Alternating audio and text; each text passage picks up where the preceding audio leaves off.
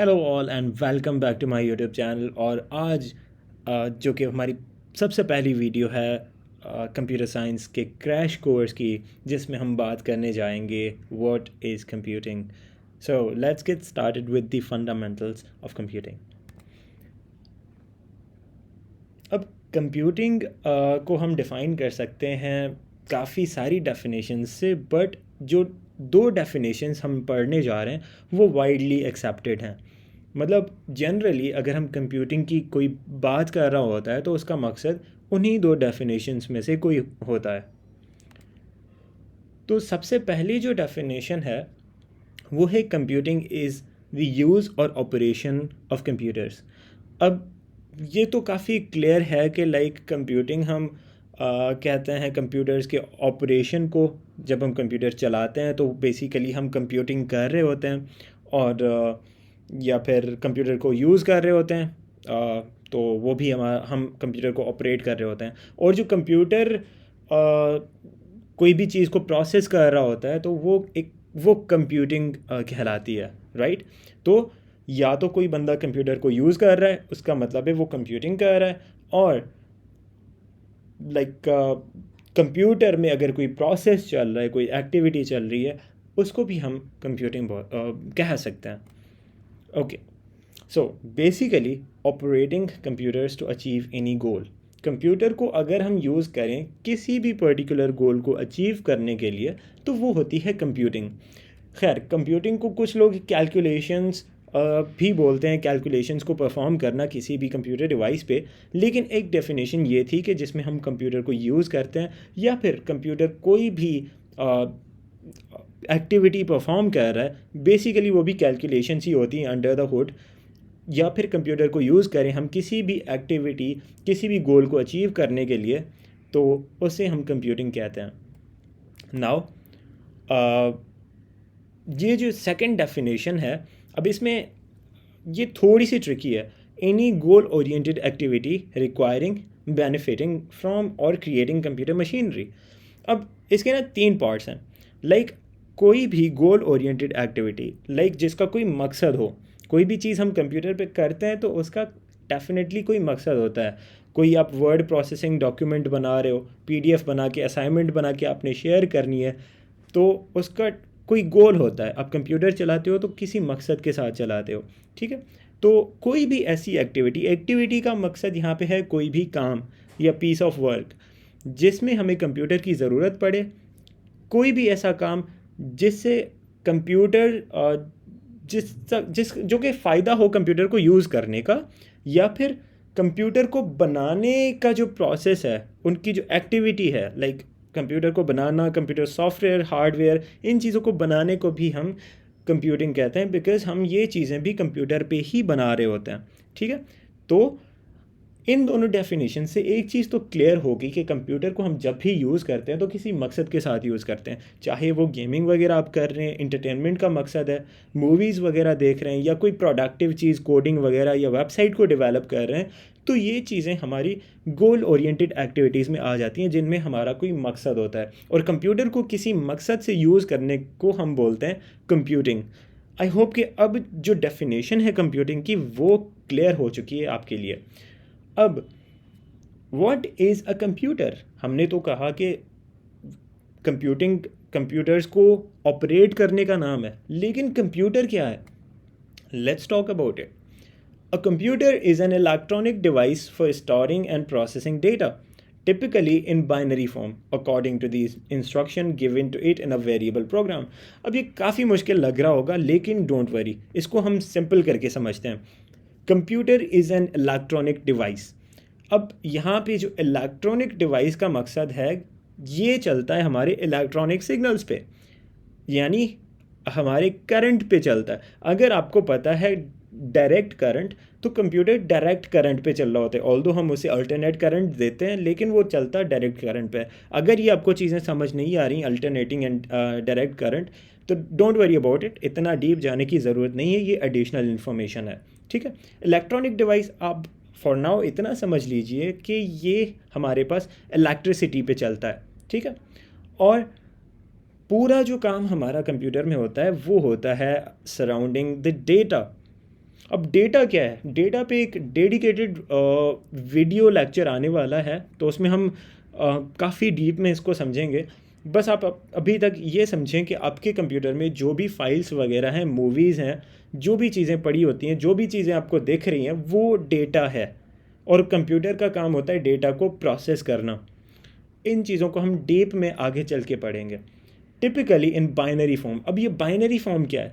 Binary form का मतलब है ज़ीरोज़ एंड वंस में। जैसे हम इंग्लिश सीखते हैं या हिंदी या उर्दू बोलते हैं, हमारे पास थाउजेंड्स ऑफ वर्ड्स होते हैं जिनको हम यूज़ करके अपना मैसेज कन्वे कर सकते हैं। लेकिन जब हम करेक्टर्स की बात करें तो इंग्लिश में हमारे पास इंग्लिश अल्फ़ाबेट में 26 होते हैं, जिससे हम बहुत सारे डिफरेंट वर्ड्स बना के अपने मैसेज को कन्वे कर सकते हैं। लेकिन इंटरेस्टिंगली कंप्यूटर के पास सिर्फ 2 ही कैरेक्टर्स हैं जो कि वो यूज़ कर सकता है, उनसे वर्ड्स बना के उनको समझ सकता है, और वो हैं 0 एंड 1। बाइनरी का मकसद है 2, ठीक है, और इसमें है 0। बाइनरी हम इसे भी कह सकते हैं जो चीज़ रिलेटिंग टू 2 हो, किसी भी 2 चीज़ों से मुतल्लिक। तो अब यहाँ पे हमारे पास 0 एंड 1 है जो कि मिलकर बाइनरी सिस्टम को बनाते हैं according to the instruction given to it in a variable program. अब वेरिएबल प्रोग्राम क्या है? अगर आपने कोई सॉफ्टवेयर डाउनलोड किया हो प्ले स्टोर से, या फिर बेसिकली आपका फ़ोन भी एक कंप्यूटर ही है, या फिर MS वर्ड यूज़ किया हो, MS एक्सेल, तो वो डिफरेंट प्रोग्राम्स हैं जो कि डिफरेंट एक्टिविटीज़ को परफॉर्म करते हैं, ठीक है। तो ये होते हैं वेरिएबल प्रोग्राम्स। और अगर आपने कोई गेम वगैरह खेली हो तो वो आपके एक्शन के बेस्ड वो वहाँ पे कंप्यूटर्स डिसीजन लेता है और इस तरह गेम प्रोसेस करता है, ठीक है। तो अब आपको समझ आ रहा होगा कि वेरिएबल प्रोग्राम का क्या मकसद है। प्रोग्रामिंग का पूरा कॉन्सेप्ट हम आगे चल के डिस्कस करेंगे। You just have to understand the basic definition of a computer. अब हम फिर से रिवाइज कर लेते हैं इस डेफिनेशन को। अब कंप्यूटर इज़ इलेक्ट्रॉनिक डिवाइस, क्योंकि ये इलेक्ट्रिसिटी पे चलता है।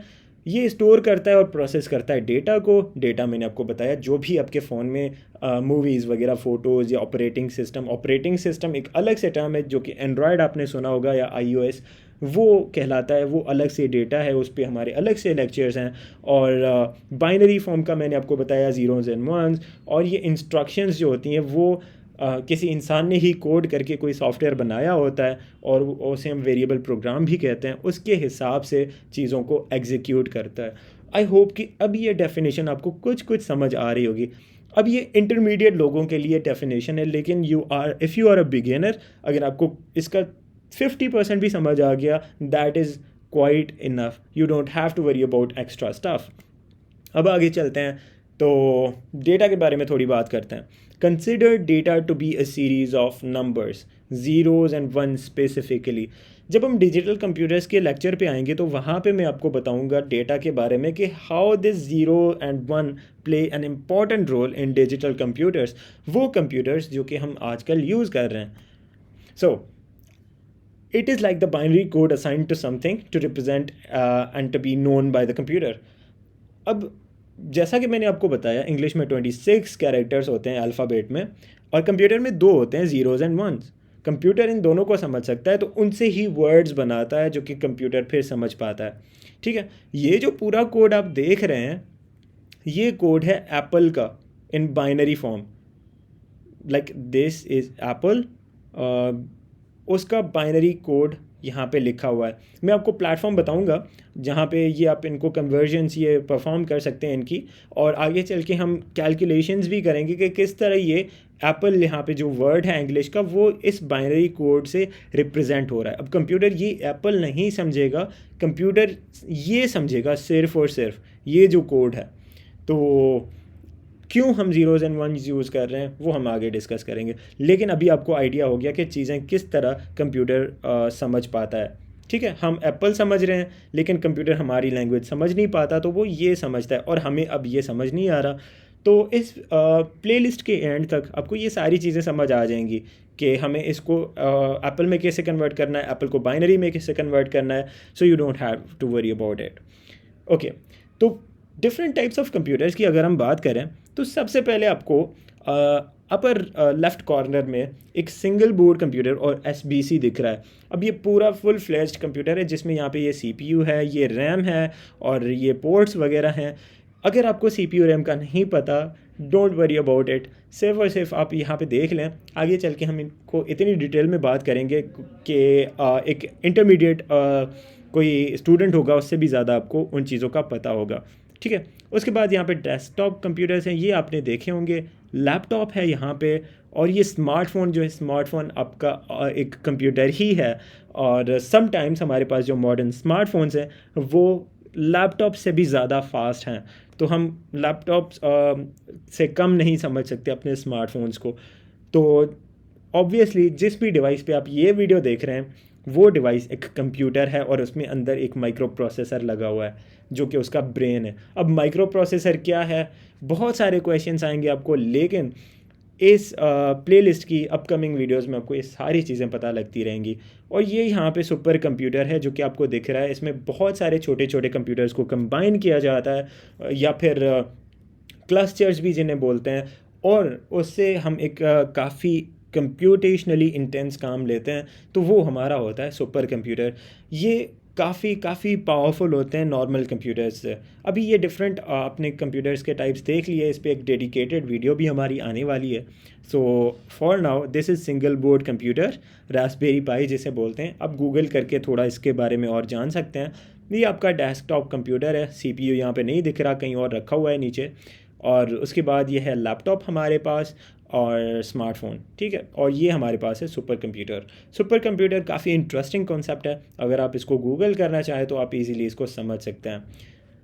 सो ये थी हमारी डिस्कशन इस वीडियो की। इन द नेक्स्ट वीडियो हम बात करेंगे कंप्यूटर साइंस क्या है और हमें कंप्यूटर साइंस को क्यों पढ़ना चाहिए। So stay tuned and thank you so much for watching, consider subscribing. और अगर आपका कोई कज़न वगैरह है, आपका भाई है जो कि कंप्यूटर साइंस सीखना चाहता है, तो please do share this video with him और हर। और मुझे कमेंट में ज़रूर बताएं। मुझे पता है आपको बहुत सारे क्वेश्चंस आने वाले हैं, अगर आप स्क्रैच से इस चीज़ को शुरू कर रहे हैं, आपको प्रायर कोई भी एक्सपीरियंस की ज़रूरत भी नहीं है। और अगर नहीं है तो यहाँ पे मुझसे आप क्वेश्चंस कर सकते हैं कमेंट में। I will respond you as soon as possible. So thank you so much for watching, and मैं मिलता हूँ आपसे नेक्स्ट वीडियो में।